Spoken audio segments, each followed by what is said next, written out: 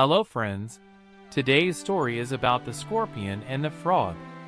A passage that shows the importance of not taking trust for granted and the need to earn it through actions over time. Let's begin! Once upon a time, in a lush and vibrant forest, there lived a friendly frog named Freddy. He was known throughout the forest for his wisdom and his willingness to help anyone in need. Freddy was loved by all the creatures who called the forest home. One sunny morning, as Freddy was sitting on a lily pad near the riverbank, he noticed a scorpion named Sammy approaching. Sammy had a shiny, dark carapace and glistening pincers, but his reputation was far from friendly. He was known for his tricks and pranks, and the other animals often tried to steer clear of him. "Good morning, Freddy," Sammy greeted with a sly smile. "I hope you're enjoying this beautiful day." Freddy eyed Sammy with caution. "What brings you here, Sammy? You don't usually visit the riverbank." Sammy leaned closer and lowered his voice. "Freddy, I have a problem. I need to get to the other side of the river, but I can't swim. The current is too strong for me. I've heard that you're the best swimmer in the forest. Can you help me get across?" Freddy hesitated, for he knew of Sammy's reputation for being mischievous. "Sammy, I've heard stories about your tricks. How can I be sure you won't harm me?" Sammy looked genuinely sad, his pincers drooping. "Freddy, I promise on my heart that I won't harm you. If I sting you while we're crossing the river, we'll both drown. It would be foolish to hurt the one who's helping me."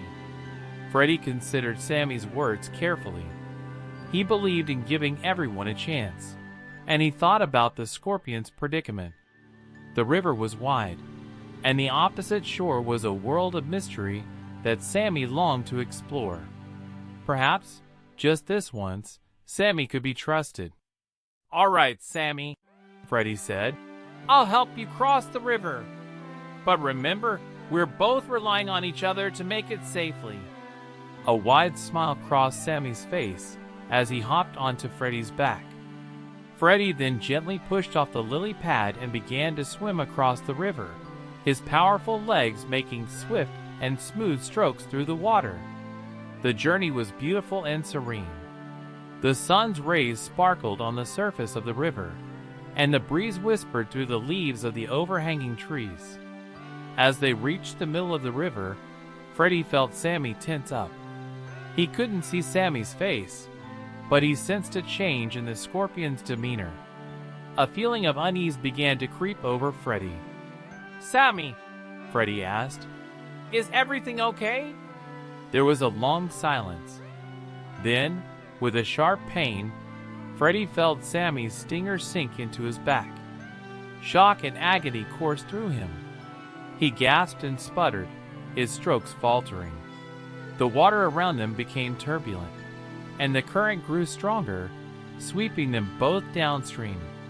Freddy turned to Sammy, his voice trembling. "Why, Sammy? You promised you wouldn't harm me. We're both going to drown now." Sammy clung to Freddy, a look of desperation in his eyes. "I'm so sorry, Freddy. I didn't want to sting you, but I couldn't help it. It's my nature." As the river carried them further downstream, their energy waned, and the pain in Freddy's back intensified. The world grew darker, and their bodies grew heavy. The forest whispered mournful melodies, as if grieving for the tragedy that had unfolded. For what felt like an eternity, they drifted in the water until, at last, they washed ashore. Both Sammy and Freddy were battered, exhausted, and soaked to the bone. They lay on the riverbank, gasping for breath. Freddy looked at Sammy with weary eyes. "Why did you do it, Sammy? We were supposed to make it across together." Sammy hung his head in shame. "I wanted to change, Freddy. I wanted to be different, to leave my tricks behind and explore the world. But I couldn't escape my nature." Freddy understood that Sammy's nature had ultimately gotten the better of him. Despite the promise he had made, Sammy had been unable to change his fundamental instincts. Freddie forgave Sammy, not out of naivety, but because he knew that some things were beyond an individual's control. As the two of them recovered on the riverbank, their bond deepened. Sammy learned the valuable lesson that he couldn't change his nature overnight and needed to earn trust over time. Freddie realized that while trust was a precious gift, it needed to be given carefully and not taken for granted. In the end, they shared a friendship that was marked by forgiveness and a newfound understanding of one another's limitations. Together, they faced the challenges of the forest, the joys of its beauty, and the intricacies of their own natures. The end.